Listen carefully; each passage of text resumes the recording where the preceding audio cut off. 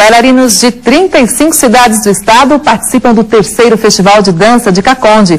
Quem está na cidade agora fala ao vivo com a gente é o repórter Gustavo Biano. Gustavo, as apresentações começam daqui a pouco, né? Boa noite. Boa noite, Kelly. Boa noite a todos. Pois é, Kelly, daqui a pouquinho às 7h30 o público vai poder conferir mais de 50 coreografias aqui na cidade de Caconde. Ontem, na primeira noite, nas apresentações, foram 46 coreografias, 46 grupos e bailarinos. Eu converso aqui com a Rosana Fonseca, que é secretária de Cultura e Educação.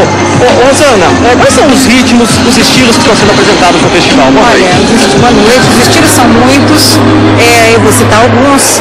Clássico, jazz, street dance, dança contemporânea, né? A premiação oferecida pela Prefeitura de R$ 4.500 atrai talentos de diversas localidades.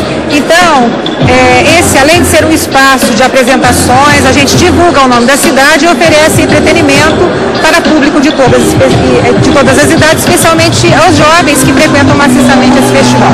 E qual é o objetivo de vocês? O objetivo é estimular, trazer as manifestações artísticas culturais, né? E estimular as apresentações, a criatividade e a criação de grupos locais, novos grupos locais, a divulgação de novos grupos locais. Obrigado, Rosana. Esse grupo está se apresentando aqui, Kelly, é de Catanduva, a primeira impressão, está tentando a classificação também, está tentando a classificação para a final que vai ser realizada amanhã. Reforçando, hoje começa às 7h30, amanhã começa às 7h da noite, a entrada é de graça e é um ótimo programa para o final de semana, Kelly.